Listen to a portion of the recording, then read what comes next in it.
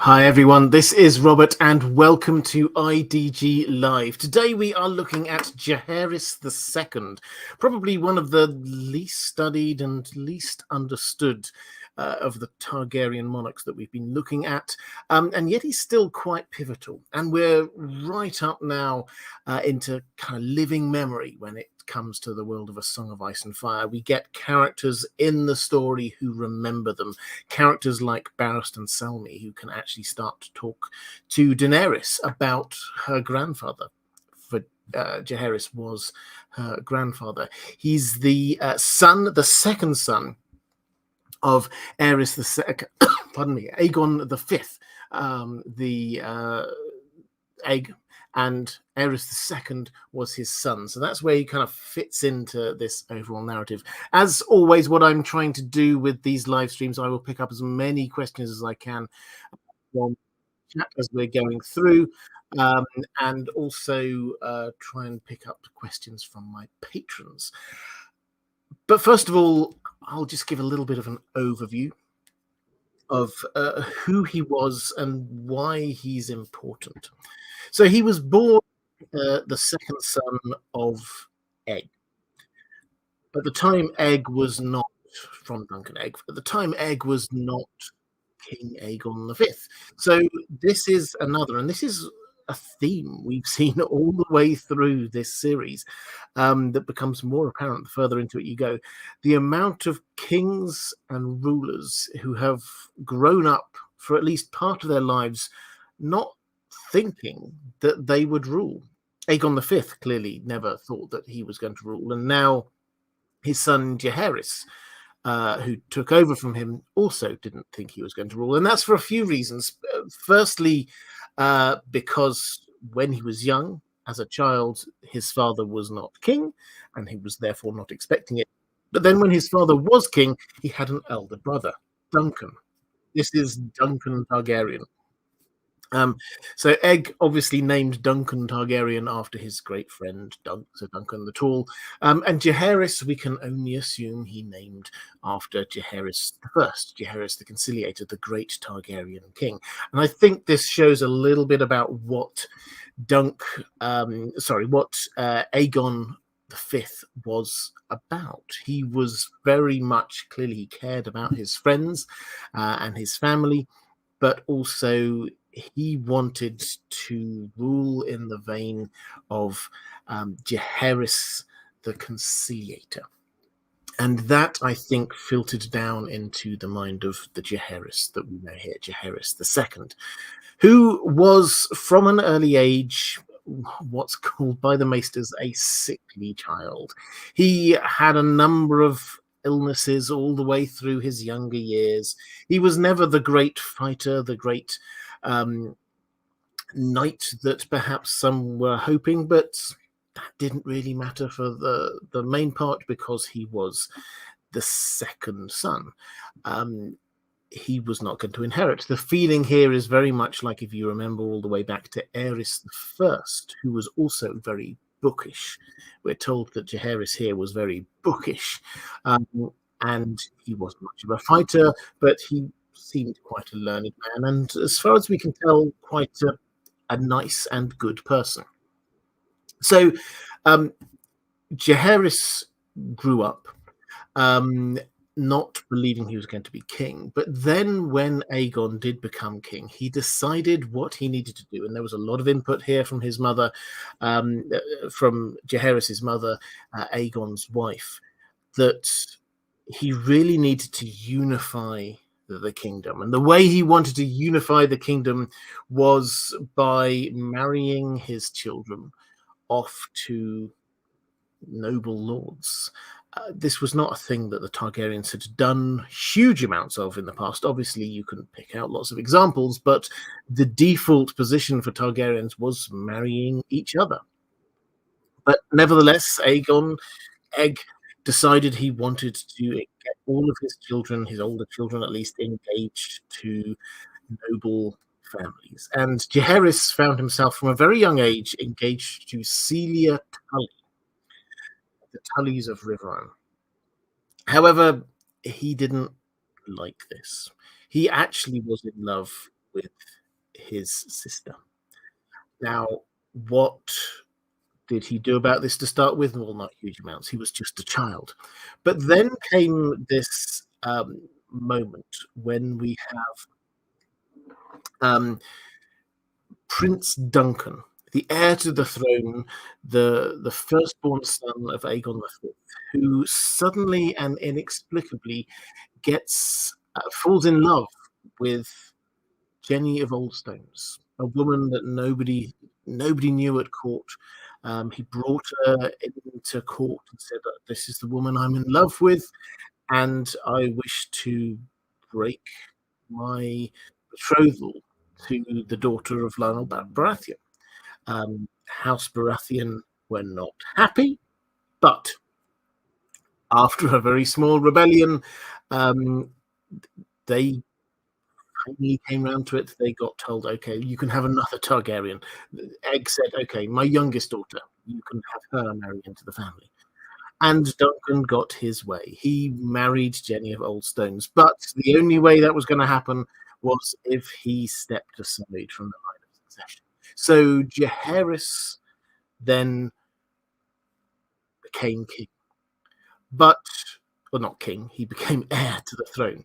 But Jaehaerys saw something here, which was that if you push Aegon V, if you push his father, then you will find that maybe he will just back down. Maybe he won't force you to marry the person that you don't really want to marry. And he wanted to marry his sister Shira. And she wanted to marry him. This was mutual. So the two of them, when they were 14 and 15, eloped. They ran off. They got married in secret. They consummated their marriage. They came back and they told everyone. And Egg was there going, "Well, what do I do about this?" I guess I just kind of have to accept it because it's already consummated. It's happened. What can I do? So they were married. And Egg this time didn't force Jaehaerys to sort of step out of the line of succession. And Jaehaerys became the heir with a wife, and soon he had a son and then a daughter, Eris and Rhaella. Now, through this kind of long build-up, what we have is the impression, we're never told explicitly, but the impression is clear that Jaehaerys, as well as being quite bookish, also seems to be one of those Targaryens who takes prophecy quite seriously. Because with Jenny of Oldstones came Woods Witch. Now, the Woods Witch we meet later in A Song of Ice and Fire, the Ghost of High Heart at the time, but she accompanied Jenny of Oldstones into court, and she prophesied. She prophesied that the prince that was promised was going to come from the line of Jaehaerys' two children. Now, Jaehaerys seems to have taken this to heart, as I say. He seems to have been very focused in on prophecy. He took it to heart and sort of forced his two children to marry each other. They didn't love each other. As far as we can tell, they weren't particularly close at all, but their father forced them to do it. And again, Aegon V kind of looked the other way. So Jaehaerys had married his sister, and he'd forced his son to marry his daughter. At which point we then get to the tragedy at Summerhall. The tragedy at Summerhall I covered whenever we last did this 2 or 3 weeks ago with Aegon V. This was a calling together of most of, or if not all, of the Targaryens who were around at the time. And tragically, Aegon V, Duncan Targaryen, and Sir Dunk all died. People who survived were Eris and Reella, and Reella gave birth to a newborn son who was Rhaegar. And assuming they were there, then also Jaehaerys and his wife. So unexpectedly, Jaehaerys then found himself. So what does this bookish man do? Well, he's immediately faced with a couple of problems. One sort of staring him right in the face, and one kind of like bubbling under the surface. But the problem staring him in the face was what became known as the War of the Ninepenny Kings.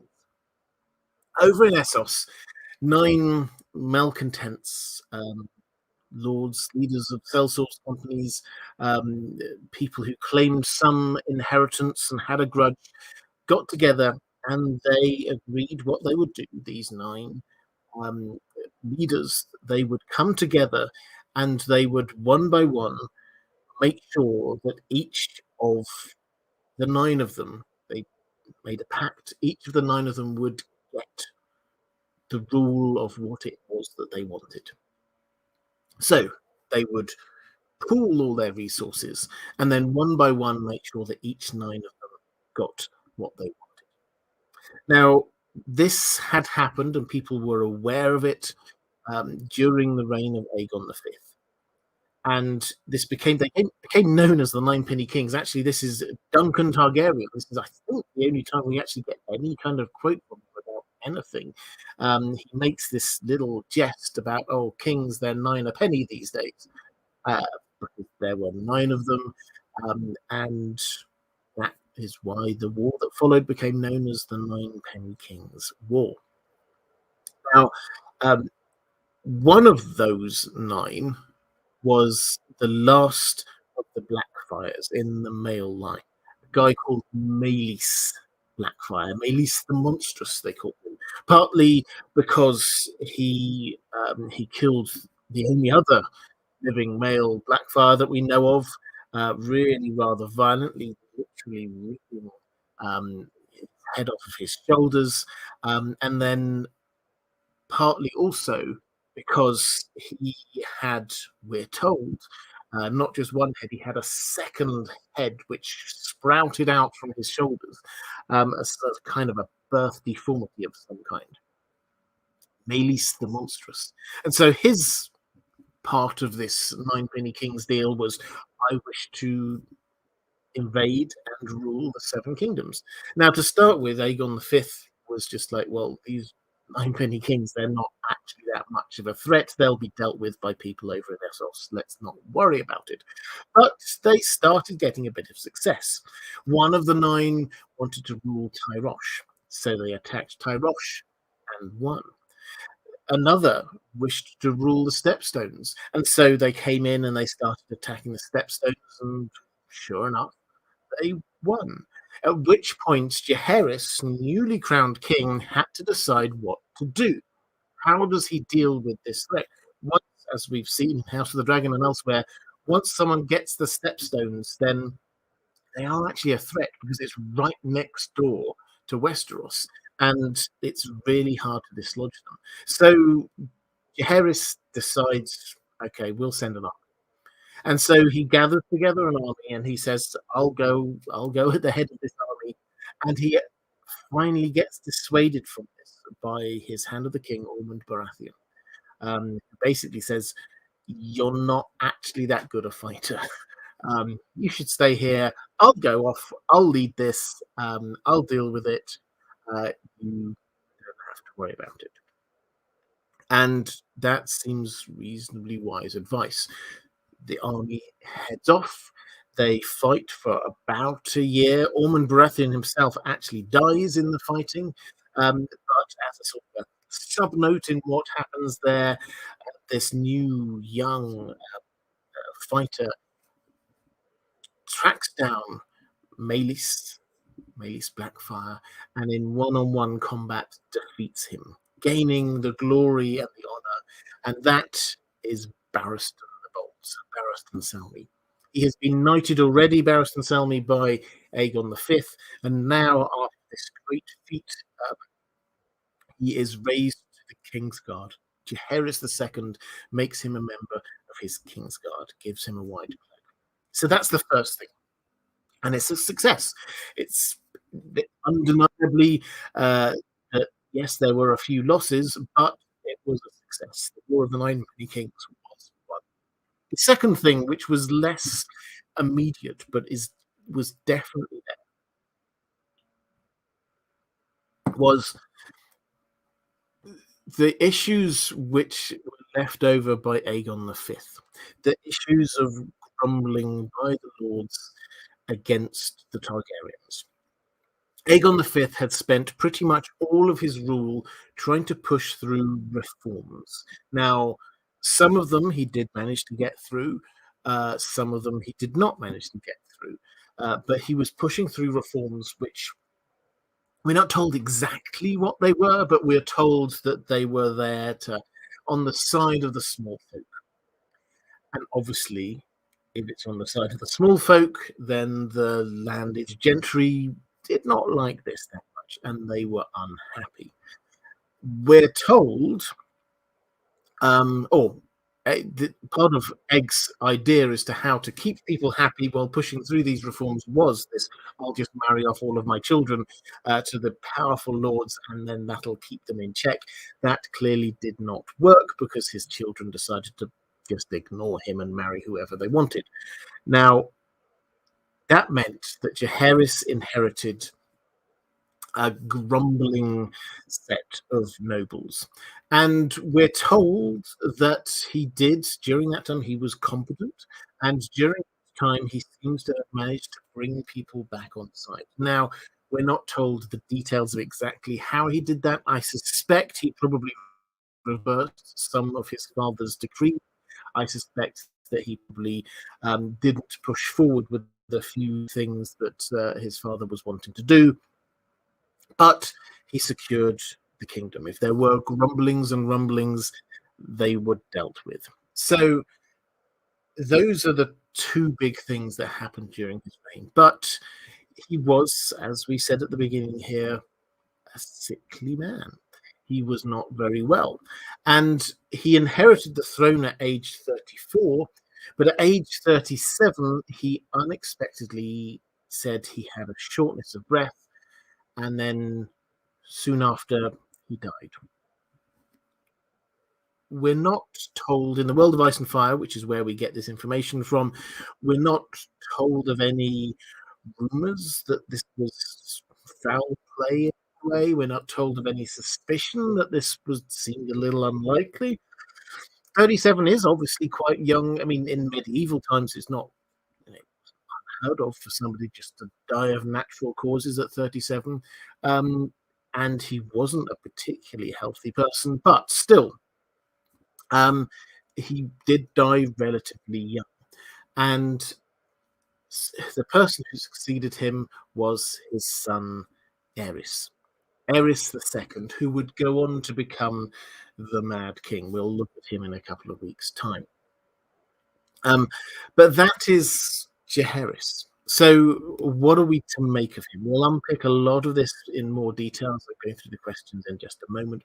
But overall, he's generally seen as a weak king. If you look back on it, a lot of the references to him were as a weak king. I instinctively say I don't think he was. That doesn't mean he was a particularly strong king, but I think of the couple of things that we know that he did actually manage to achieve. The War of the Ninepenny Kings, he won that. May not have been him at the head of the forces, but I think he made the sensible decision in deciding to let other people who are perhaps better at that kind of stuff to be going off and leading on that. And then secondly, managing to calm down any rebellious lords after his father's reign. It may not be the greatest set of accomplishments for any Targaryen ruler ever, but if we were to rate him in some way, I think we'd have to say he seems reasonably good. He didn't last long. He may not have been able to cope with future challenges, but the cards that he was dealt, he did seem to play reasonably well. The other thing to note, just before we get on to the questions, is this underlying um, hint that he was very, very convicted about prophecy and the potential for the Targaryens to have, or his line, in fact, to have the prince that was promised, and for dragons to return. I don't think it's an accident that he named his firstborn son Aerys, which we don't think about this huge amounts, but this is something that, as we've been going through this list of Targaryen rulers, has come up a lot. Is why do kings name their children in certain ways? It's often to honor certain previous rulers. Aegon's are often named because of Aegon the Conqueror. Aerys was clearly named after Aerys the First. And what is there about Aerys the First? Well, perhaps Jaehaerys felt a certain kinship with him. They were both bookish. They were both thought of being rather sickly. Perhaps neither were thought of as particularly strong leaders. However, it's very clear that Aerys the First was the king who rediscovered some of the prophecies about the Targaryens in some way. And that is the king that Jaehaerys decided to name his heir after. And then his heir, he decided, he accepted what the Woods Witch said, that is the line from which the prince that was promised was going to come from. So there is, underneath all of this, there is a commitment that is very clear to Targaryens upholding their prophetic role. Okay, so that's the overview. I've got quite a few questions I'm going to be getting through, but let's go to quick questions from the chat. Maura Lee. Hi there, Maura. Great to see you. Saying just a show of love, appreciation, and support for the excellent content, merch, and stories. Thank you so much for all you do for us mods and patrons. You're very, very welcome. Roman Lakovets saying, I find it curious that it was Jaehaerys and not Aegon V commanded who commanded Aerys and Rhaella to marry because of the Woods Witch's prophecy. As far as I know, we haven't got a follow-up on that. Yeah, it's interesting, isn't it? So the Woods Witch seems to have given this prophecy where people know about this, so this wasn't a secret prophecy. She just went to Jaehaerys and sort of said it to him. This seems to have been quite an open prophecy. But yeah, it didn't go to the king.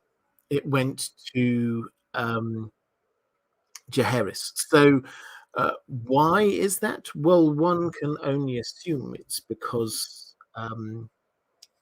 whoever the prophecy initially came from, and I have my suspicions, they thought that Jaehaerys would listen.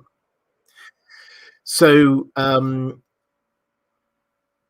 Aegon V clearly was, in his own way, focused on prophecy, but his focus seems to have been absolutely on giving or hatching dragon eggs. That was what really drove him. That was what inspired him. That was where his real focus was, hatching dragon eggs. But Jaehaerys's focus, we don't hear about that. We don't hear that he's fascinated with dragon eggs. Maybe he experienced Summerhall and thought, well, maybe I won't go down that route. But he clearly was focused in on the prince that was promised prophecy. So he was a better audience than Aegon V.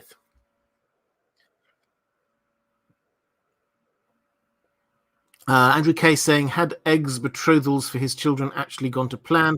Who knows how it could have changed Targaryen and Westerosi history? It surely would have solidified many alliances. Yes, I've got a question on that coming up, so I'll pick up that one a bit later. Mark Shees is saying maybe Robert won't do streams on Targaryens who are still alive during current events. No, I'm definitely planning on doing streams on Targaryens who are still alive.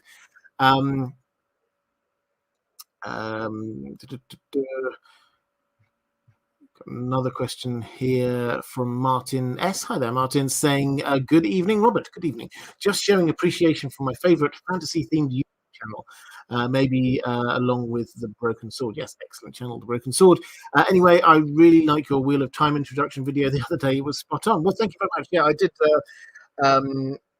did an introduction to the Wheel of Time video, which came out yesterday. This is actually...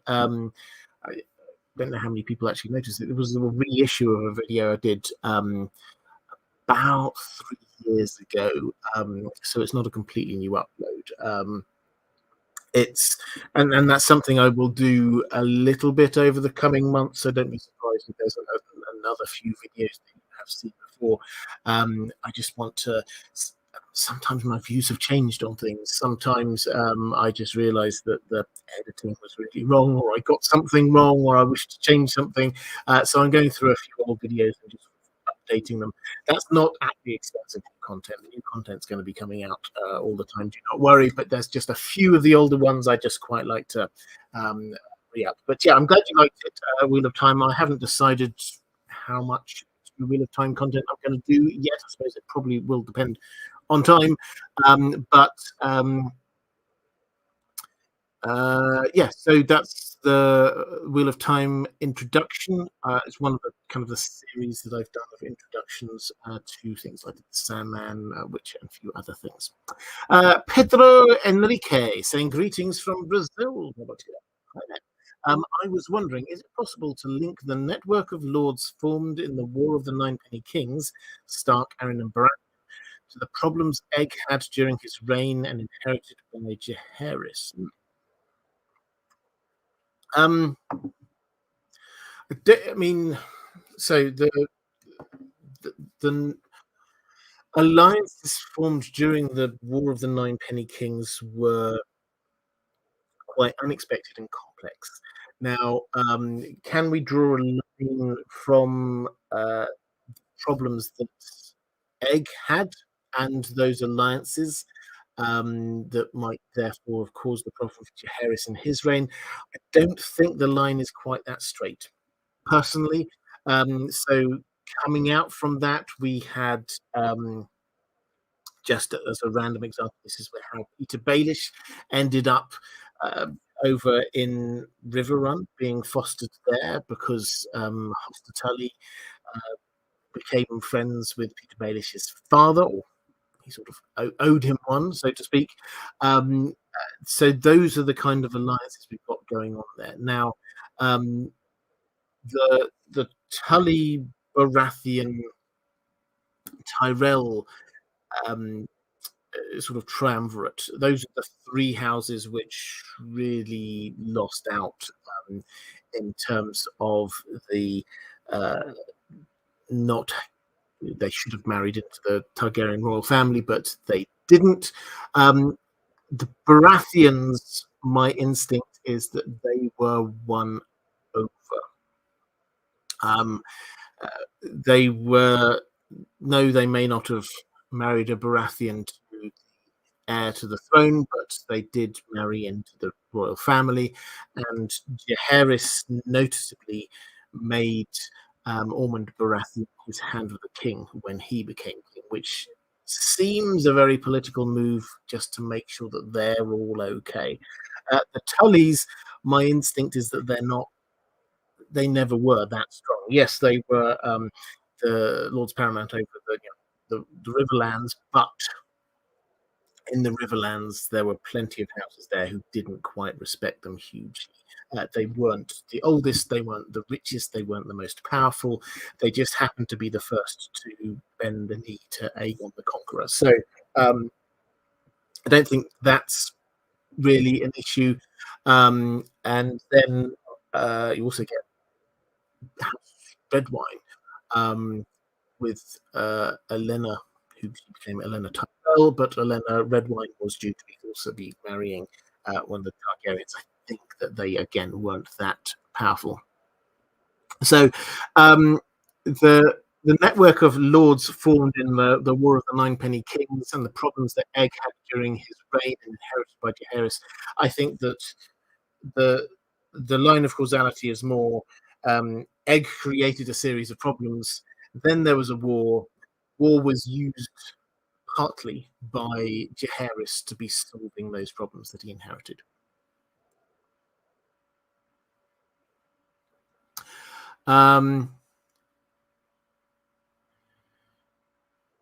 Just have a quick flick through. I think that's me caught up on the chat. Let's go to some questions from my patrons. Let's start with one from Jack saying, "Hi Robert, I hope you are well." I am, thank you. I'm wondering what kind of father was Jaehaerys? Was he good, bad, not involved? How much did his actions play into his son's madness? The saying goes, every time a Targaryen is born, the gods flip a coin, but is it really in their nature, or does nurture play a part? And Commander Ray also asks, how was Jaehaerys II as a father? As his reign as king was so short that I find it more interesting to look at how he raised the future Mad King, and if anything he did or didn't do had a large impact on the decisions his son would go on to make. Well, we don't have huge amounts of information on what sort of a father he was, other than the fact that he forced his children to marry each other when they did not want to. Now, the context here is reasonably clear, is that Aegon V had married for love and then tried to get his children to marry for political reasons, and his children all rebelled against that, and Egg felt he actually didn't really have a leg to stand on here, because how could he enforce people, his children, marrying for political reasons when he had married for love? Jaehaerys married for love and then forced his children to marry for prophetic reasons. So there's clearly a level here where we're looking at Jaehaerys caring less about the feelings, wants, desires of his children than he does about prophecy. So you would say that at the very least, Jaehaerys was caring less about them than he was about what he thought as being like the prophetic drive of the Targaryens. In terms of any other interactions, we don't really know. What we can say, though, is that we'll get on to Aerys in a couple of weeks, but Aerys, when he was younger, did not seem to be mad. The things that we have as the Mad King, the kind of behaviors that got badged as the Mad King, this obsession with wildfire, the cruelty, the paranoia, they hadn't really appeared by this point in the story. The person we see at this stage as a child and a young man, indeed even into his early years of being a king, he seems to have been, yes, a little bit sort of grandiose and obsessive, but he certainly doesn't seem to have sort of tripped over to the kind of place where people could call him mad. That moment seems to happen in the Defiance of Duskendale when he got captured for 6 months, and then he emerged the other side of that and he got very paranoid. These things had been creeping up on him beforehand, but when he was younger, no. So I don't think that there's really a nurture issue going on here. I don't think that Jaehaerys did a thing to make Aerys go down the sort of the mental path that he did.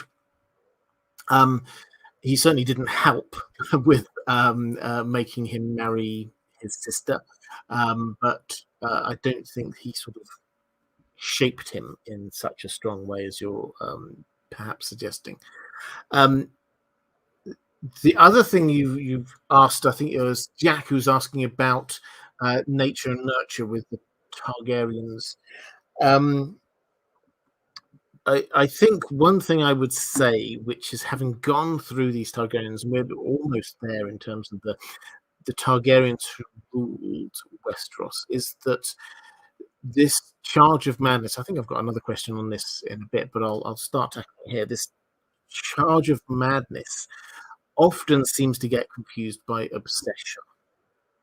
Now, um, a lot of the Targaryens became obsessed with dragons, obsessed with hatching dragons, obsessed with prophecy.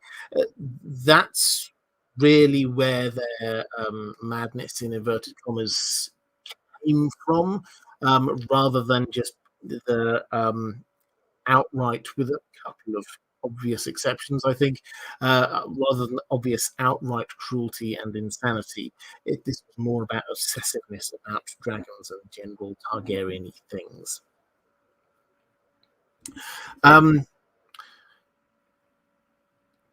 Question from Dominic Vaughan saying, "Hi Robert, hope you and Dan the dog are well, sir." Yes, we are. How much did the Woods Witch, or Ghost of High Heart, play into Jaehaerys' decision to force Aerys and Rhaella to marry after he himself had ignored his father's mandate to marry his own sister? Do you think he was already aware of Aerys' potential for madness, but thought it was a necessary sacrifice to fulfill the prophecy? So, from what we've been told, this was the sole driver of him making his children marry each other. We haven't got vast amounts of information about this. This is what the World of Ice and Fire says. This is also basically where Barristan goes with it. So Barristan, incidentally, is an amazing source of all of these bits of information about these latter Targaryens. He's a long way from being an objective witness to them, but he's still one of the few people who was around in the inner circle and saw it all. So he did see what was happening. It's one of complete digression, but it's one of the most frustrating things about George R. R. Martin's writing with Sir Barristan is the way that he often starts talking about something really interesting about Rhaegar or Aerys or Jaehaerys or something like that, and then gets interrupted, and Danny just goes off and does something else. So it's deliberate on George R. R. Martin's part. He doesn't want to spill too much information, but still, it can be very frustrating. But in terms of whether he was aware of Aerys' potential for madness, but thought it was a necessary sacrifice to fulfill the prophecy, I don't think so. As far as we know, so they were still relatively young teenagers when he forced them to marry. And at this point, Aerys was, we're told, comparatively sane. So it wasn't him just sort of saying, "Oh, I'll just have to risk this." He seems to have just thought, okay, if that's the prophecy, that's what I'm doing. Now, I think this says a huge amount about how seriously he did take it and how seriously he took the Woods Witch. On the basis of, when you think about it, this is a huge amount of trust. This woman who comes into court with no sort of background references or anything, she suddenly turns around and says, "Okay, from your 2 children, it's going to be the line of the prince that was promised." And Jaehaerys turns around and says, "Okay, in that case, I shall marry them." Huge amounts of trust in the word of an old woman. One does wonder whether there was something else, but we certainly haven't been told of anything else.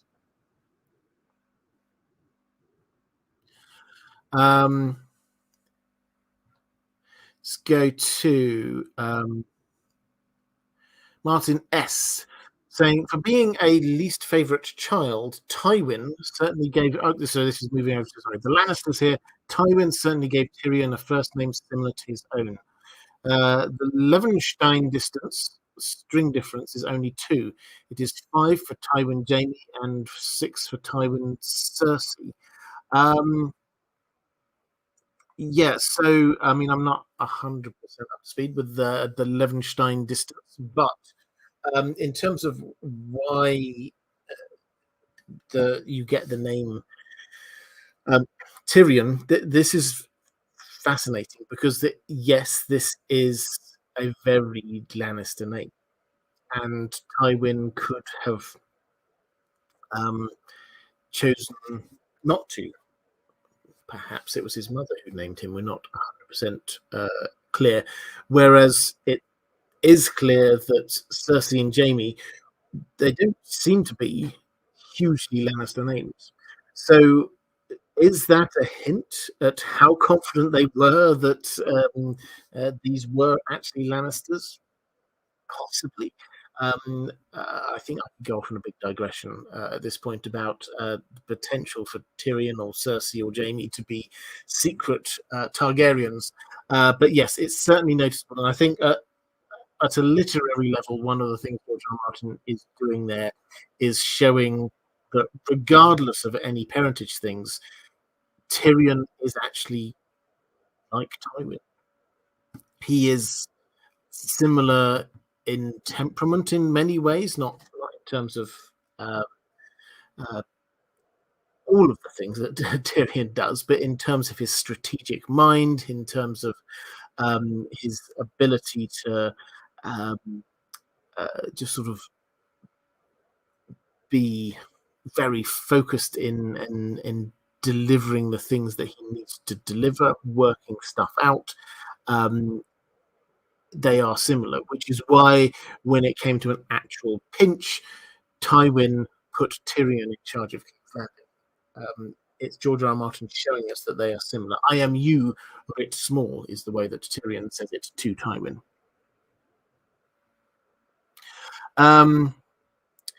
Let's go to a question from Johnny Targ saying, "Hi Robert, was Jaehaerys II at Summerhall, or was he on Dragonstone, or was he in King's Landing?" I'm assuming you're meaning that at the tragedy of Summerhall. We're not told. We're not told the attendee list. It's a little bit vague, it has to be said. We're told that Aegon V gathered together the Targaryens, his family. So it would be very odd if his heir was not there, particularly as the excuse for this gathering, yes, obviously Egg wanted to be hatching some dragon eggs, but the excuse was that this was going to be for the birth of Aegon's first great grandchild. This was when Aerys and Rhaella, they were expecting their firstborn. Sure enough, their firstborn was born there at Summerhall. That was going to be Rhaegar. So it would be a little bit odd if the parents of the parents to be, the grandparents, were not there, particularly given how focused Jaehaerys seems to have been on this idea of the prince that was promised from that line. He will have definitely been there and wanted to see what was going on. So we don't know because it's never mentioned, but surely Jaehaerys was there, which means that he escaped, and it means that he was one of the people who suffered from it. He didn't wish to talk about it. We're told by the maesters that those who survived did not wish to talk about what they had seen. So it's entirely possible that this also played into Jaehaerys' early death. We're told that he had a shortness of breath. He was in a huge fire. Was there some kind of lung damage? We don't know. But almost certainly he was there, and he definitely escaped.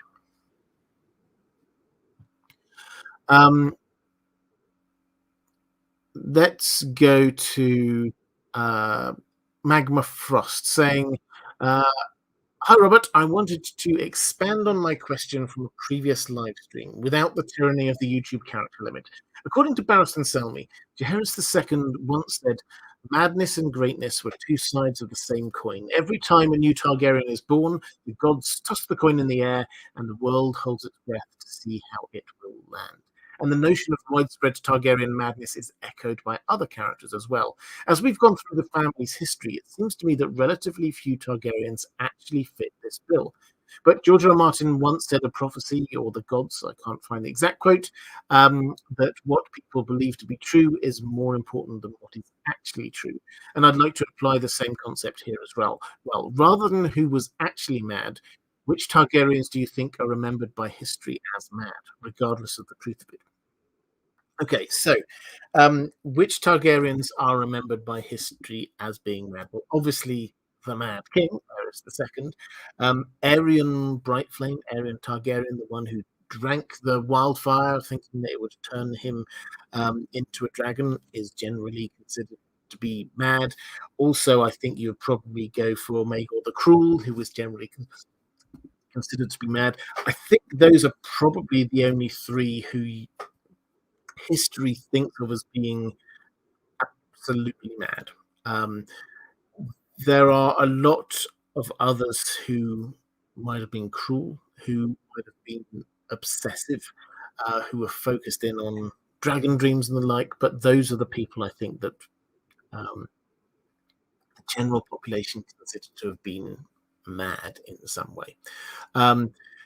You could probably add to that a few others who get referred to, this is often women referred to as being simple-minded, or something along those lines.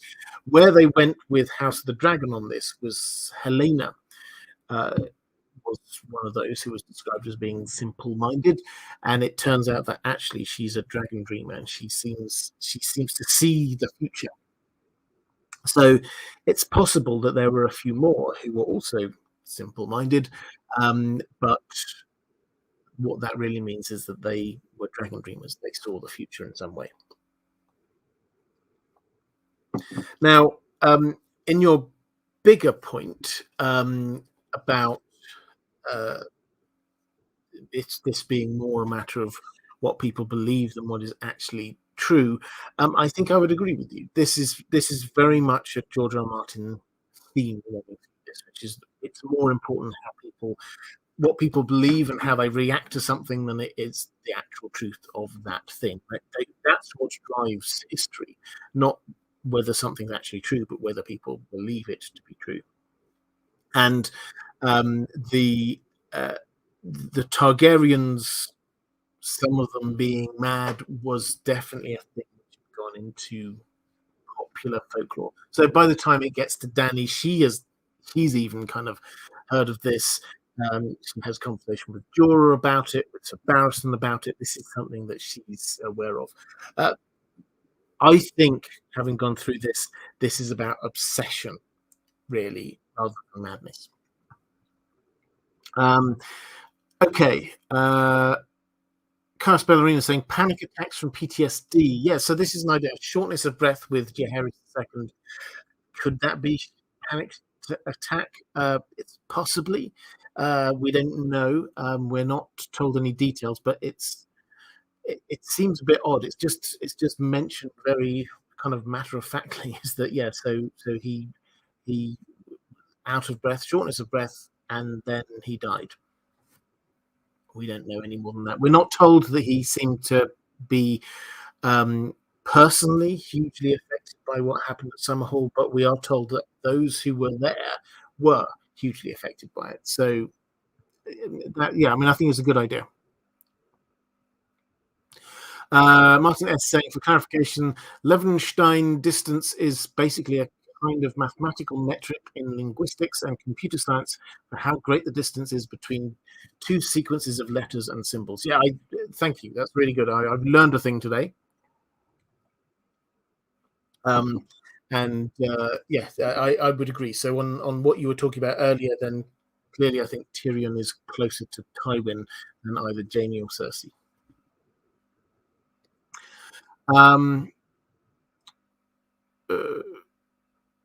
Mark Shees is saying, don't forget that the Maesters like to distort history. Absolutely.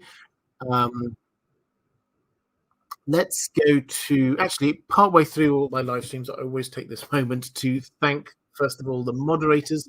Moderators, you do an amazing job. Thank you so much. If you are watching this live, if you're enjoying the chat, please can you show a little bit of love to the moderators? They do a wonderful job. Secondly, my patrons.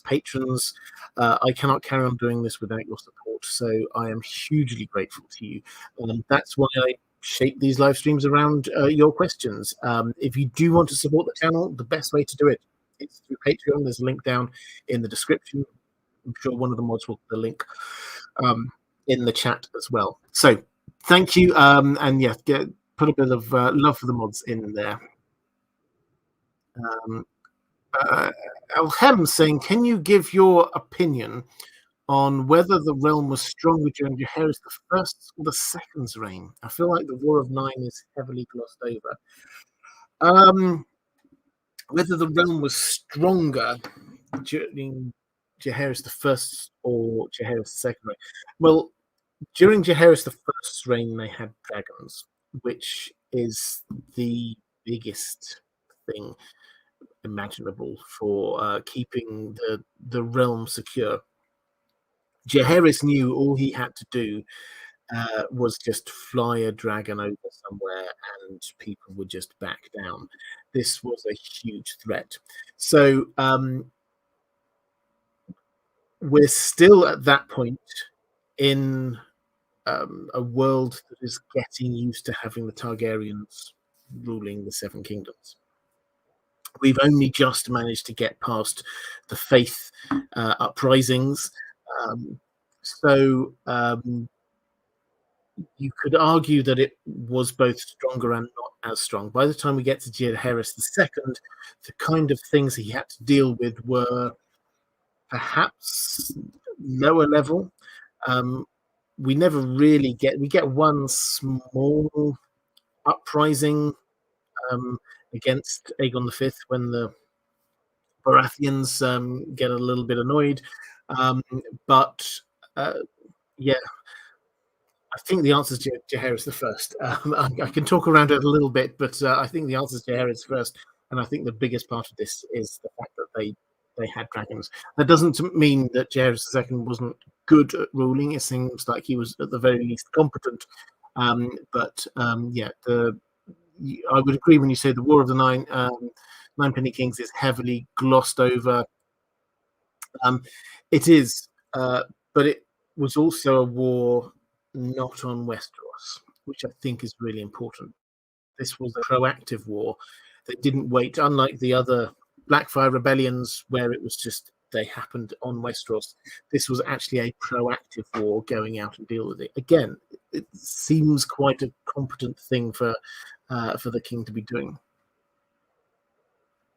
And I think that was your first super chat as well. So thank you so much. I hugely appreciate that.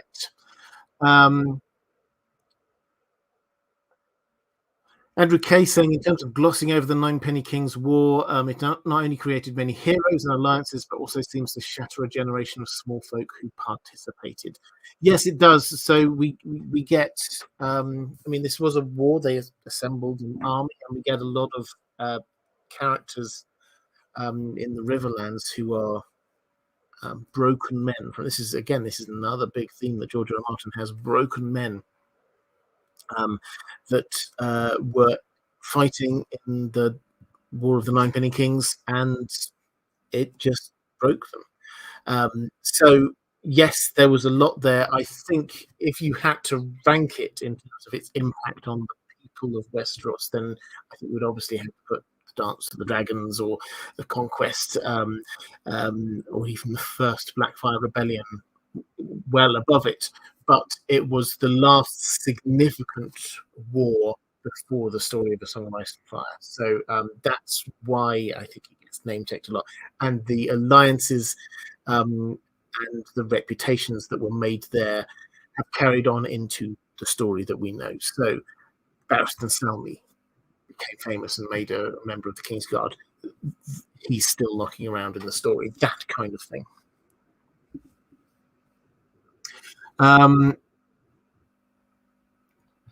Raven's Oath saying, I'll bite the low-hanging fruit. Who killed Jaehaerys II? Yeah, so, well, this is as I say, that we have no evidence. It feels a little bit suspicious. He does feel a little bit young to be dying, but it's completely glossed over in the world of Ice and Fire. There's no hint that there was any kind of like fishy business going on. Who might have done it? Well, I mean, if you're looking for someone with a motivation, perhaps Aerys.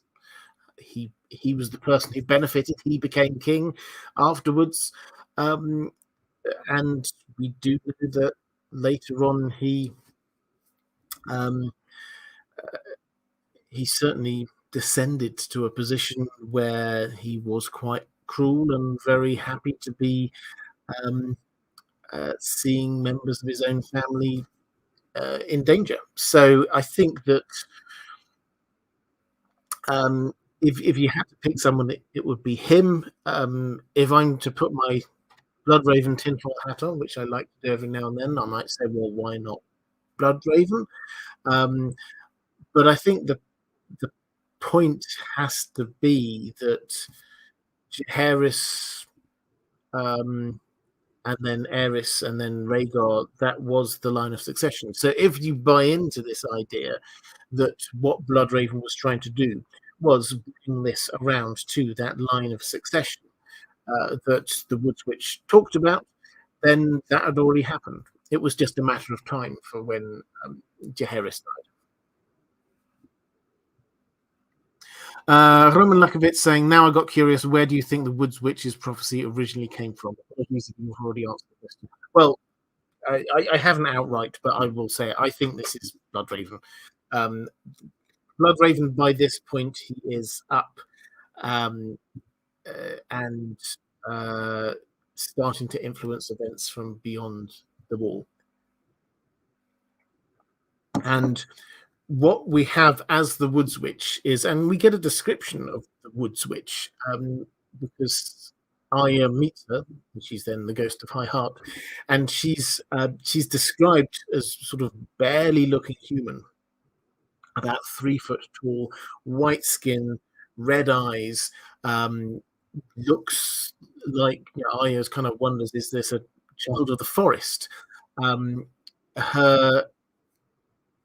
She clearly has got, as well as the colouring, is a Bloodraven kind of clue colouring, white skin, red eyes. She's clearly got a link across to the old gods.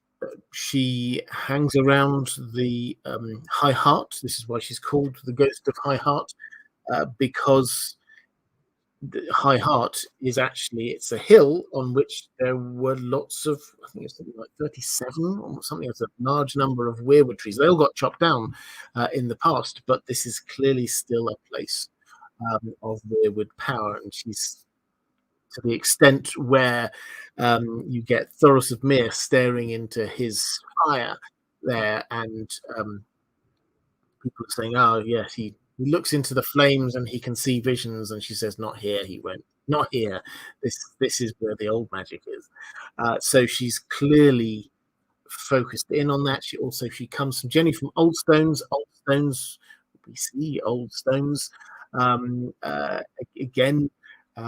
This was when Robb camped there, and we see this from Cat's perspective in book 3, and it's very clear. We get a little bit of the history. This was a first men capital city at the time. House Mud were there, and there was weirwood tree going on. Old Stones is one of these places in the south that is very much to do with the old gods, and that's where Jenny of Old Stones came from. That's where the Woods Witch came from.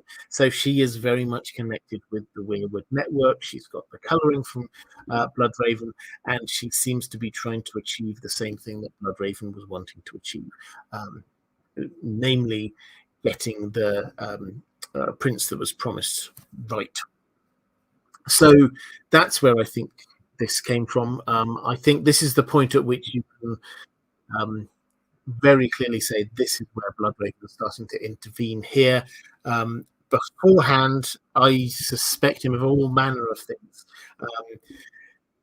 but we can't really put huge amounts of evidence up there. I've done videos on it if you're interested. It's not completely tinfoil. It all adds up. It will kind of make sense. But from this point onwards, I think it's very clear that the imagery is pointing very much to Bloodraven.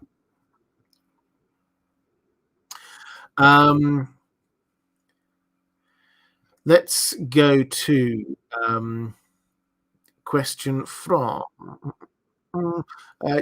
Jay, who says, Robert, I've missed a few streams. Not a problem at all. Hope you're doing great. Do we see any lasting impact in the world from the remaining Band of Nine after the War of the Ninepenny Kings ends? No, is the short answer to this. This was largely the end of it. They had been gathering steam. Once Melis the Monstrous had died, the other 8 went, yeah, okay, well, let's not worry about Westeros. That really was the biggest of the things that we'd all got planned. His plan was the most ambitious. So they all kind of like retreated back away. Stepstones was largely lost, and then a year later, Tyrosh was the member of the Band of Nine who's taken over, and Tyrosh was deposed, and the Archon of Tyrosh came back into power. So it seems to have disbanded at that point. So it was short-lived. It had its brief moment, but no, there were no long-term implications for it. Halem saying, if Jaehaerys lived longer, how do you think he would have dealt with the dissolution or slaughter of House Bane? Interesting one. So this is the Lannisters. This is where obviously we get the Reigns of Castamere song from. For anyone who wants a very brief overview of a reminder of what this is all about, is that the Reigns were a powerful house in the Westerlands, and while Tywin's father was ruling, Tywin's father was not a strong leader, and the Reigns opposed him very strongly, and basically they refused to pay what they should have done. They refused to pay the respect that they should have done, and Tywin went in and massacred them, absolutely massacred them. And then the song The Reigns of Castamere was written, and then when somebody in the future started to be a little bit insubordinate to the Lannisters, then all he did was he hired a bard who went and stood outside their castle and played The Reigns of Castamere, and everyone got the message. This is what House Lannister does to people who oppose them. So how would Jaehaerys have dealt with that? Well, we don't have enough on him and his character. The thing I'm not clear on, because we didn't get enough, and I think Andrew, you were saying in the chat earlier, yeah, Fire and Blood Part 2 is when we would, if we ever get that, when we would get more information about his character. But he's called Weak. From what I've seen, the Weak was just a reference to his physical health rather than his desire to do a thing. Now, there are several other Targaryens, Aenys, for example, Aenys the First, who, when they were faced with the Ninepenny Kings, would probably have just put it off and not dealt with it. But that doesn't seem to be what Jaehaerys wanted to do. He saw a problem even before it got to Westeros' shores. He went out and proactively dealt with it. He saw the problems that he inherited from his father in terms of the grumbling lords, and he seems to have prioritized dealing with that as well. So he actually, to my mind, from the little that we know, he seems to be proactively there dealing with any threats. So the question is, would he have considered what Tywin did as a threat? And that's the bit that we don't know. Probably not. If it's literally just keeping control of their own area, then probably he would have let it go in the same way that Aerys did. Um, let's go to a question from Travis saying, "Hello, Robert. Um, what do you think were the consequences of Jaehaerys and all his siblings marrying for love or not marrying? I imagine that the Baratheons, Tullys, and Tyrells were all very salty over this. Another way to ask this question is, do you think Robert's rebellion would have been successful if these marriages had occurred?" So we had a question a little bit ago about um, whether you could draw kind of a line between the problems that Aegon V had and the alliances that happened in um, War of the Ninepenny Kings. This is kind of extending the line. If they marriages, if Aegon V had got what he wanted, and if he'd married all of those noble houses into his house, would that have potentially prevented Robert's rebellion? I mean, my instinct is probably no. If it just carried, if the rest of history carried on as it was, if Aegon V did die, if Jaehaerys had survived and his children, he would still have got, I'm sure, got obsessed with the prophecy, even if he hadn't been married to his sister. Their two children, he would probably still have insisted that they got married. Aerys would probably have still carried on in the way that he had. The question is whether the kind of the Southron ambitions alliance, which appeared in the north during Aerys's reign, between the north, I should say, the Riverlands, the Baratheons, and the Vale. Would that alliance still be there? Well, yes, it would. Would they have not taken on or risen up in rebellion against Aerys? Well, the Baratheons were married into the Targaryens in that same generation. One of the only one of Aegon V's children who was married in a political marriage, like they should have been, was to a Baratheon, and that's Robert Baratheon's grandmother. So I think that because it's two generations later, it probably wouldn't have made that much of a difference. Yes, the Baratheons, the Tullys, the Tyrells were angry, but Jaehaerys clearly, with the Baratheons, brought them back into the fold by saying, "Hey, you get a marriage anyway, and you get to be hand of the king." We don't know exactly what he did with the Tullys, the Tyrells, the Red Wines, but presumably other things to keep them happy as well. So I don't think that that is a direct cause of the rebellion.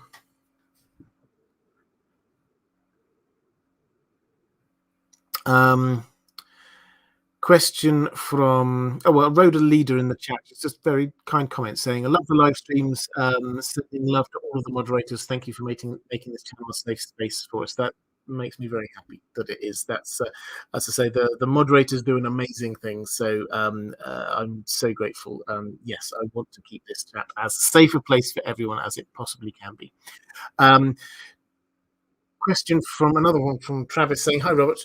Jaehaerys seems to be seen as a weak king, to me at least, but Barristan seems to remember him fondly. Can you comment on Jaehaerys and Barristan's relationship? What does Barristan see that history seems to be missing?" Well, I think the first thing you have to remember is that Barristan is probably quite biased in favour of Jaehaerys, in that Jaehaerys is the person who recognised him, who then promoted him and made him a member of the Kingsguard, that's what Sir Barristan's life has been about, being a member of the Kingsguard. So he's probably biased in favour of Jaehaerys in the first place. In terms of did he see things that others did not? Probably. He doesn't. It's fair to say he doesn't sort of sing his praises when he's talking to Daenerys, then he talks about, yes, there were good things there about, she says something along the lines of, but there must have been some good things about my father, Jaehaerys II. And he says, yes, there were some good things, and also about Jaehaerys as well, and Rhaegar, especially Rhaegar. So it's, if he's going to sing anyone's praises, though he seems to have had quite a mixed attitude towards Rhaegar, if he was going to sing anyone's praises, it probably would be Rhaegar. But he certainly doesn't view him as being weak. Indeed, later on, when he is sort of ruling in Dany's stead in Meereen, and he's faced with the situation, he sort of says, yeah, I think even in this situation, even Jaehaerys would have called for this person's head, which seems to imply that he thought, yes, so Jaehaerys clearly wasn't that great confrontation for him to be saying even Jaehaerys, but he would.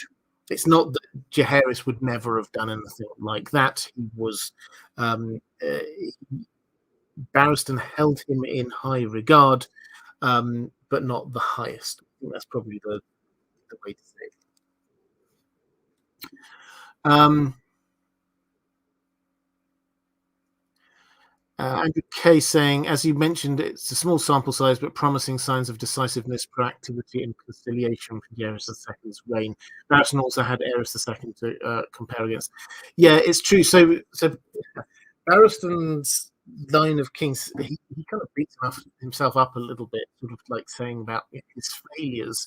And, was he a failure there with standing by and letting Aerys get away with all the things he got away with? The kings that he served were probably not the best of kings. He served Robert Baratheon, who didn't really care about being a king.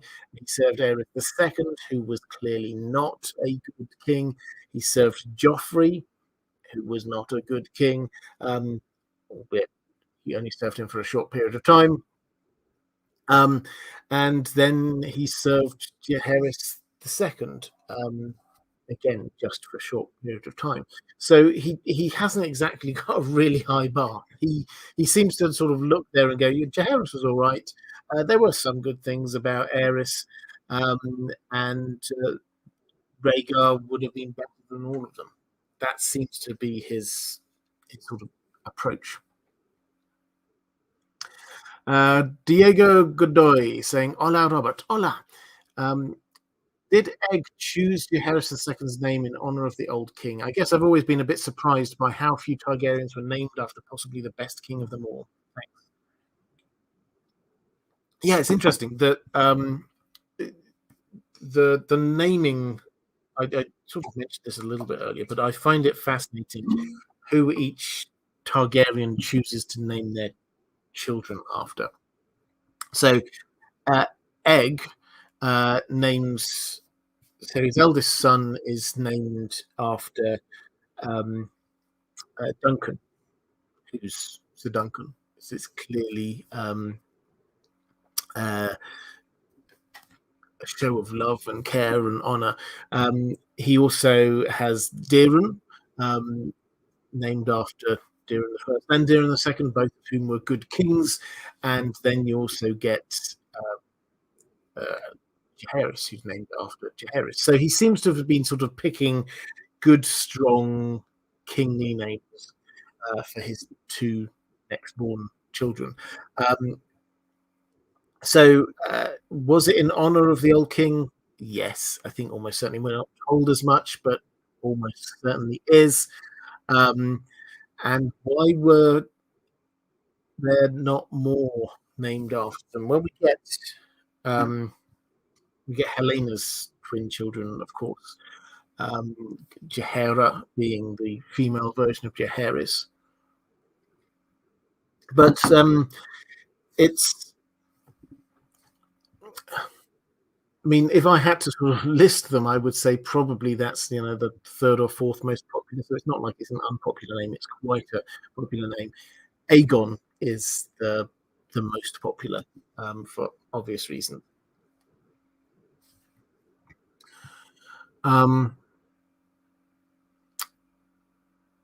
Maura, the king only reigned for 3 years. What do you think were his most significant contributions while his reign lasted?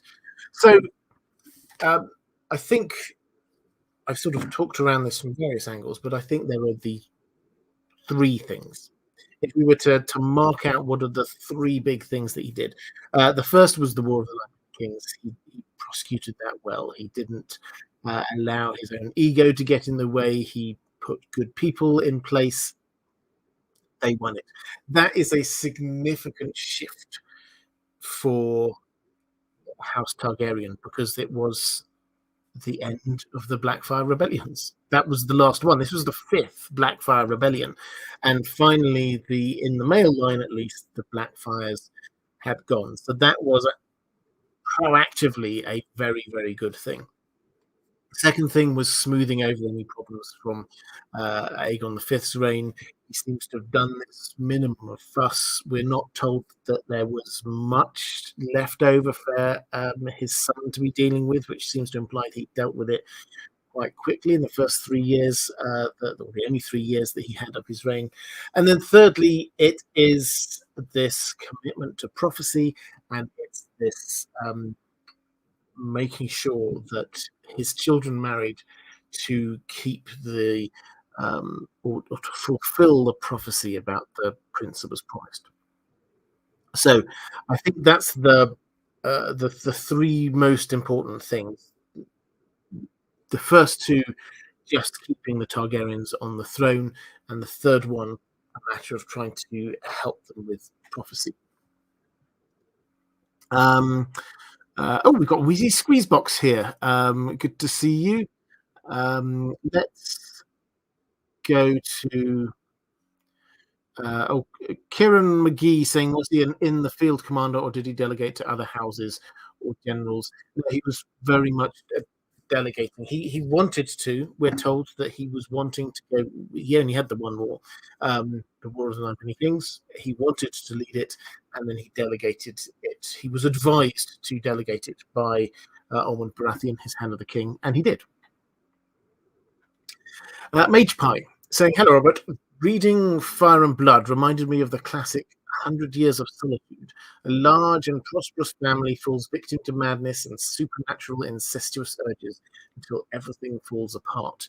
While some Targaryens tried to give up the tradition, their children acted against their wishes, political need, or even common sense over and over again. Could it be that some kind of instinct or blood curse made Targaryens attracted or even imprinted on each other, like dragons are imprinted on their riders? Special mention goes to Aegon III. He fell in love with a distant relative over literally 800 girls. Yes, I think that was as much as sort of a political thing to try and get out of what was basically a coup attempt by the Peaks. But is there another level to this? We sort of sometimes rather just blithely say that the Targaryens marry each other because they're wanting to keep the bloodline pure so that they can be riding the dragons and keeping the dragon bonding going, which I'm sure has an element of truth to it. But definitely there is something more here, because several times in this history we get kings who want different things. They want their children to be doing different things, marrying different people, and they don't. The Targaryens just fall in love with each other and want to be with each other. So, is there some kind of drive there? Is there some kind of genetic thing? It's possible. I don't think we can rule it out at all. Is there an instinct? Again, I don't think we can rule it out. I think most of the Targaryen matches are just a matter of tradition, and that imprinting into because they're quite young, obviously, often when this happens, and their expectations. What I mean by that is, Dany, when you read in the early chapters of Game of Thrones, you read that she expected that she was going to marry Viserys. That's what she thought was going to happen. It's not. She clearly wasn't attracted to him. He was clearly very young at the time, but she just thought that's what would happen. And the only way that would have occurred to her is if she has been told. This has been passed down. Targaryens marry each other, whether that's by Viserys or one of the other people who are there teaching her over this period of time. But I think that there's an expectation which was passed down from generation to generation. What happened with Aegon the Fifth was he is the very first person to attempt to just stop it completely across the piece. I do wonder whether there was something behind this. That I hope when we get there in Duncan Egg, we will find a reason why he thinks suddenly this should not be. We're told that he just saw there were too many problems from it. Maybe he didn't think that it was necessary in order for dragon riding. Who knows? But he's the first one to try and stamp it out completely. But yeah, if I had to summarize, I would say I think that there's an expectation which is passed down from generation to generation. I think sometimes it is actively encouraged because there is this thought within Targaryen circles that you have to somehow keep the bloodline pure. And I think there is some hint that we don't know, and we may never know the full details of, that makes that there is some kind of instinct with the Targaryens, which seems to come down all the way from what there is some genetic imprinting going on very early on in the Valyrian DNA, which we've covered many times, so I won't go into in huge amounts of detail here. Oh, Zach K, you've expressed this better than me. I love it when people in the chat say this, do this. The dragon people just want other dragon people. The problem is all the dragon people left were in the same family when there used to be a lot more. So yeah, I think that's probably a fair way of saying it. Carl Karsnark saying the Targaryens have to sort of instinctively know on some primordial level that they need to keep the dragon blood going, even if they're not quite sure why. Nature calls or commands. Yep. Reflective Rambling saying we have the best chatters. It is known. Yes, absolutely.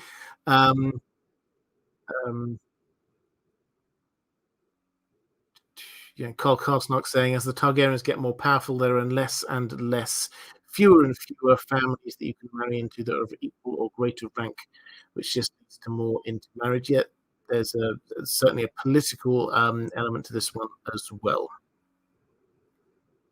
Let's go to 454.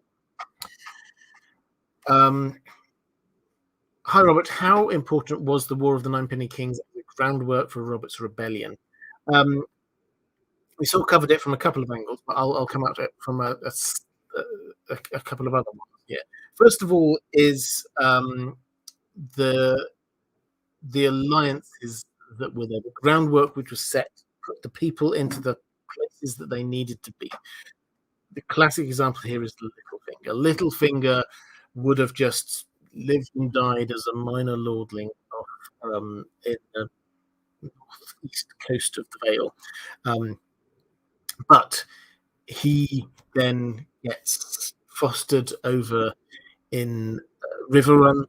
He makes the connections, good and ill, with Lysa Tully and with Catelyn Tully, and his impact on the story is huge. And that is a direct result of the alliances that happened during the War of the Nine.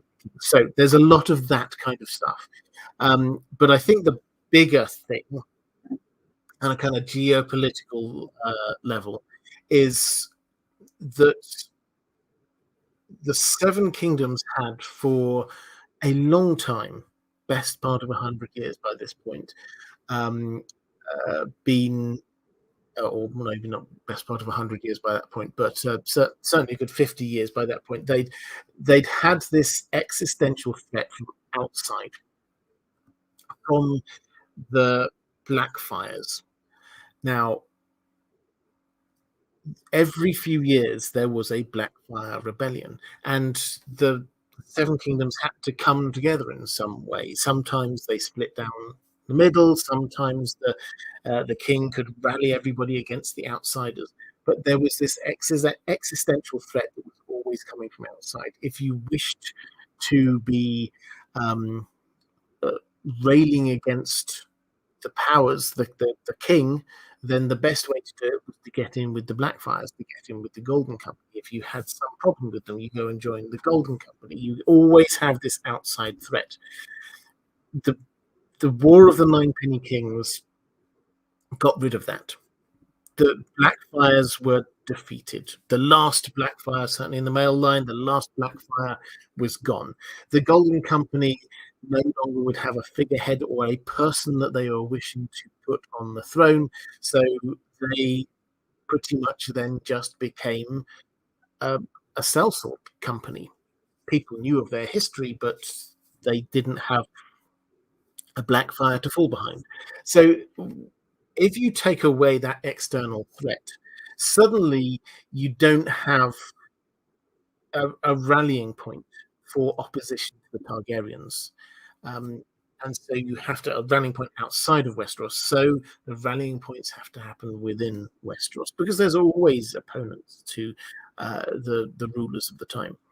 So on a more geopolitical level, I think what that meant was that when you started getting these rumblings against Aerys II, and these then started getting really strong on the basis of what he was doing, people didn't go, well, if only we had a different, the Blackfires, we'll get the Blackfires, we'll go over there, we'll have another rebellion. That's not what the thought was. The thought was, well, we'll have to do this ourselves. We'll kick the Targaryens off and we'll put somebody else on the throne. That is therefore the push. Would, if history have carried on all the way through, and you get the three of them, Jon Arryn, Ned Stark, Robert Baratheon, there, who basically they're the ones who decided, right, that's it, let's have a civil war, for understandable reasons, but they're the ones who decided that they were going to go ahead and do that. If there were still Blackfires, would they have rallied around behind them? I mean, I don't think necessarily, but perhaps the Blackfires would have got involved. It's noticeable that Robert Baratheon did not claim the throne until very near the end of the war, at some point just before we get to the Battle of the Trident. It was never about, actually, to start with, it was never about Robert claiming the throne himself. That was just when you got this sudden question, okay, well, what do we do when we've killed the king? Who are we going to put there in his place? It was suddenly open. So the who became king question became a lot more open. I think it might be a slightly shorter live stream today. Actually, I've still got a couple more questions to go from my patrons, but let's go to one of them now. We've got Catherine Furseth saying, I'm always curious of the power behind the throne. What do we know about Queen Shira, Jaehaerys' sister wife, and his hand of the king, Ormond Baratheon, and their power during his reign? About his sister wife, Queen Shira, we don't know much. We know that she wanted him. This wasn't just a one-sided thing where just Jaehaerys decided, oh, I'm going to marry my sister. She wanted this too. So she seems to have been absolutely a part of this. We don't get huge amounts of information about her character or what she wanted to do after that. This isn't surprising, to be honest. A lot of when we get the Maesters, they don't write so much about the female Targaryens as they do the male Targaryens.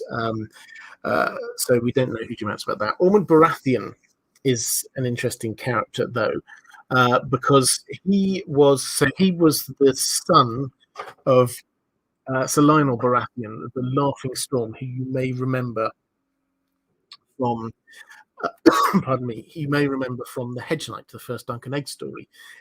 He's there. He played a pivotal role in the end. Actually, he's renowned Westeros wide as a sort of attorney knight and also a lord. And he was the person who secured this deal to be getting Duncan Targaryen married into the Baratheon family. Now, Ormond was the one who eventually benefited from this because he actually ended up marrying the second daughter of Aegon V, Rael. Their son was Stefan, who was the father of Robb, Stannis, and Renly. Now, what do we know about this Ormond? Well, he clearly seems not to have borne a grudge, because once the original issue was dealt with, and he was reasonably happily married, as far as we can tell, he then became Hand of the King. And if we're saying, okay, that Jaehaerys seems to have been, for the 3 years he was on the throne, he seems to have been a capable and competent king, you have to put at least some of that down to who the Hand of the King is. So he seems to have been, the Baratheons generally seem to have been ambitious, because first of all, they were wanting to marry into the royal family, and then secondly, when Jaehaerys was persuaded by Ormond not to lead the battle in the War of the Five Penny Kings, at that point, Ormond could have said anyone who should be leading this. He could have picked anyone to be leading this fight, and he decided he was going to do it. So there's a sort of an ambition, perhaps even an arrogance going on there, that he thought he was the best person to be doing it. Was he? Well, maybe. We don't know.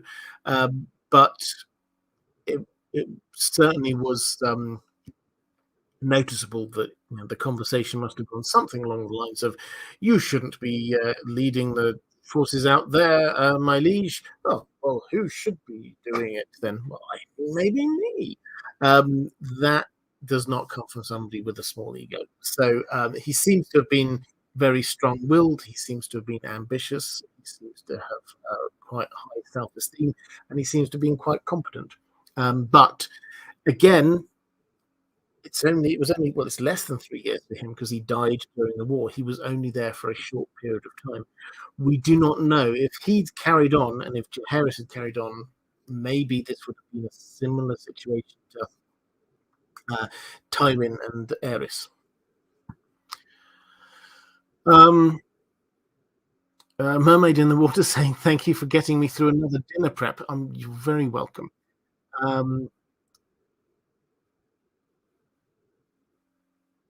Creative Branches saying, can you speak on the romantic rivalry between Bloodraven and Bittersteel over Shearer? I will. I'm going to do Bloodraven, I think, next week. So we will talk about Bloodraven there. Maester, this is Caius Ballerina saying, Maester Pycelle originally came to court with Jaehaerys II to eventually serve under Egg. Does this show a strong Lannister influence in court under Jaehaerys II, or the start of it, or did that only begin under Aerys? Well, yeah, this is interesting. So, Maester Pycelle basically says, I'm, at the end, I've always been a Lannister creature, which seems to imply that this isn't just he got into power and he looked around and thought, well, who's the best person to be secretly following? I think the Lannisters, because they're strong. He does seem to have had a history with the Lannisters in some way. So does it mean that there was a strong Lannister presence at court? Probably not, because the Lannisters weren't that strong. Um, Tywin, when he became Hand of the King under Aerys, he was the person who brought the strength of the Lannisters back up. He was the real mastermind behind this. Under his father, then the Lannisters were not strong. So I think with Pycelle, there is some kind of familial thing going on there. I don't think that the Lannisters, however, were particularly strong.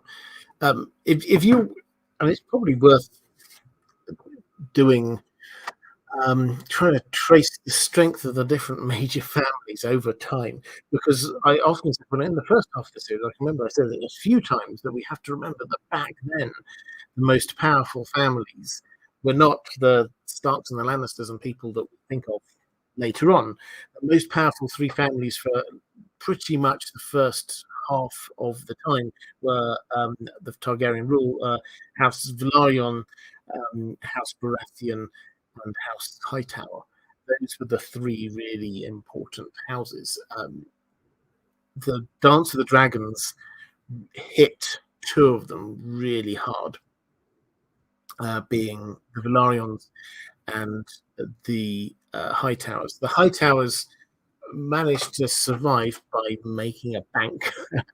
They got a bit of inspiration during the Regency just afterwards, and they earned a whole load of money, and then they decided not to get involved, it would appear, not to get involved so much in the politics of King's Landing. So they kind of survived. But around this period, who were the strong families? Well, the Baratheons were still probably the most single strongest family that you've got going on there. The Hightowers probably still were, but more low key in it. The Lannisters potentially were because of all of their gold, but they were not actually living up to it. So that's the kind of the state of play during this period of time. And the Tyrells obviously were strong and rich as well. But yeah, those are probably the top three. Let's have a quick flick through. I think this is my last question from one of my patrons. So this is a good time to drop any questions into the chat. I'll try and pick up quite a few of them. Snowgal saying, I should have asked this question in an earlier live stream, but missed my chance. I was wondering why Aegon II was able to, as you put it, write Queen Rhaenyra out of history, so she isn't counted as a sovereign of Westeros. But her own sons, Aegon III and Viserys II, weren't able or willing to write her back in. It seems to me like one of them could have decreed that her reign should be remembered, regardless of what Aegon II said. So I'm wondering why that didn't happen. Okay, so the background here is that we have Dance of the Dragons. We have two claimants, and they both get crowned. Aegon II is in King's Landing and the clear king for a while at the start of the war. Then Rhaenyra comes in and is ruling from King's Landing while Aegon II is still alive. Then Rhaenyra dies. Aegon II basically says, yeah, I'm still king. So at that point, he then says, let's just forget this whole reign.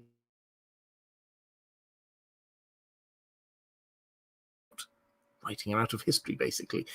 She Westeros, then Rhaenyra is not there.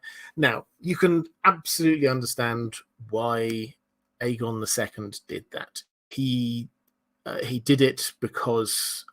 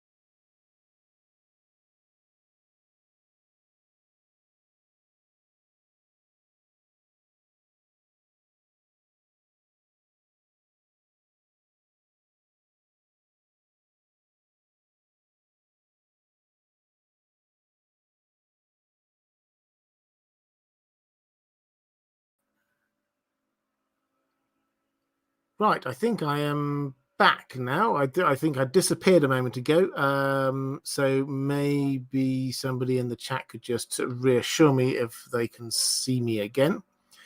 Um, but here we go. Yes, I'm back. So I don't know how long I was gone for, but basically I was giving my reasons, which I'll give the short reasons why Rhaenyra was never reinstated. Reason number one is that she was not reinstated under Aegon III because it was just after the Dance of the Dragons, and that would have been just a little bit too divisive to be saying that the person who everyone thought was dead and was hugely disliked was because she was Rhaenyra in King's Landing was actually a queen. That would not have worked well when they're trying to heal the wounds of the war, and then Viserys II could not into, because if he accepted that a woman could inherit, then he just undermined the reason why he was in there, because there were some women ahead of him potentially in the line of succession. Okay, with that, let me just have a quick flick through. Let's go through the chat, see if there's any questions going on in the chat. People suggesting I walked into Dan the dog. Yeah, that didn't work.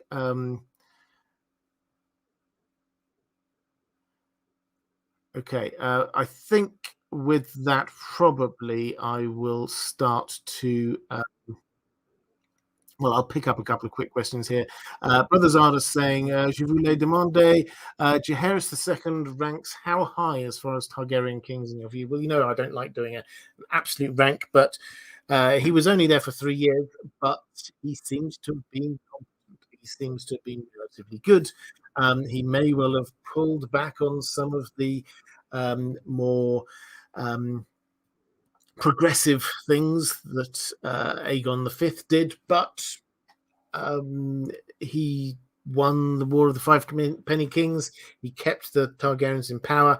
I think, broadly speaking, we have to say that he was quite a good king. Charis Ballerina asking, did he suffer any consequences for breaking his betrothal? I think the short answer is no. That Egg, his father, didn't feel that he could do anything for two reasons. Firstly, because he had married for love, and so he found it quite hard to tell his children that they couldn't marry for love, despite him seeing all the political advantages of it. And secondly, they basically just presented it as a fait accompli. They said, we've got married and consummated it, and everybody knows it. So what are you going to do? If they just sort of like run off and he'd stopped them beforehand, then I think probably not.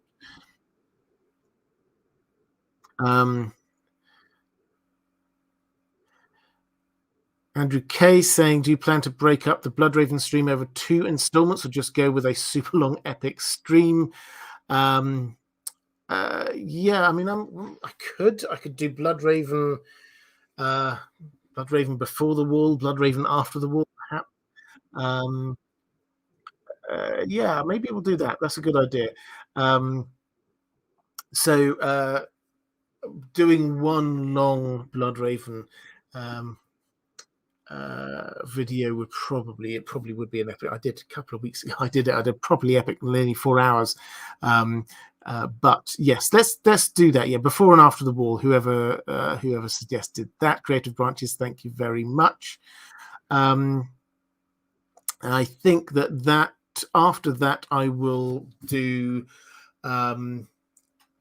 the Mad King himself, Aerys II. We'll dip over and back, do another Lord of the Rings one as well. But then after that, we'll definitely be coming into the story that we know, and we can start talking about people like Viserys and Rhaegar and Daenerys. So yeah, that's where we're sort of heading towards with this. It's Jaehaerys II he's not a particularly well-known king, but he is quite important. Incidentally, when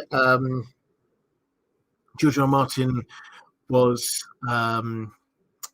asked about House of the Dragon, and he was asked for what are the things that he desperately wanted House of the Dragon to have. There were only 3 things that he said that he was very keen on. One of them was about sigils. One of them was about dragons looking different, not all looking the same. And the other one was he wanted Jaehaerys II to be written back into the timeline, because although we probably didn't notice it in Game of Thrones, officially Jaehaerys II didn't happen. It was just one of those things where they just cut out a little bit of history just to make things seem a little bit easier for viewers. I don't know, but George R. R. Martin decided that he wanted, this was very important for him, that Jaehaerys II did reappear back in there, which I have to admit, at the time when I heard that, I thought, why is there some particularly important thing about Jaehaerys II? And yeah, there is, because he was the one who made sure that line that was promised maps its way all the way through down. So that's why I think George R. R. Martin thinks that they're very it's important.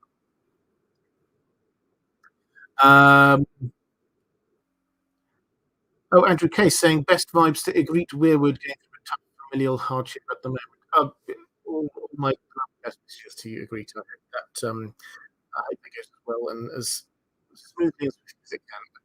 But we all go through hard times, so you're welcome back whenever you can. I hope that goes well. Reflection Friendly picking up Kieran McGee saying, just to say thanks, Robert. I'm one of the listening to go to sleep crew, and your content is utterly awesome. Well, thank you very much. I appreciate that. And I think, yes, with that, I will draw this one to a close. So next week, we will have Bloodraven Part 1. Before then, I've got some more videos coming as well. I'm trying to get up to 2 or maybe even 3 videos a week on the main channel. Over on this channel, I hope you've spotted I'm doing the short form videos here, as well as trying to drop a few of the longer, more conversational videos that I might move over from my main channel over onto this one. So if you see them appearing, I uploaded one I did with Learned Hands podcast last week that I know a lot of people really appreciated. Were a bit disappointed I hadn't a new one with them. Maybe I will get them back on again at some point. But yeah, there will be a couple more of them appearing on this channel over the course of the next few weeks. But for now, if you are watching this back a little bit later, appearing somewhere around here is going to be a link to some other live streams that I've been doing, and appearing somewhere around here is a link to my Patreon page, which is the best way to this channel if you wish to do so. So that's all for this time. Take care, everyone, and I'll see you again soon.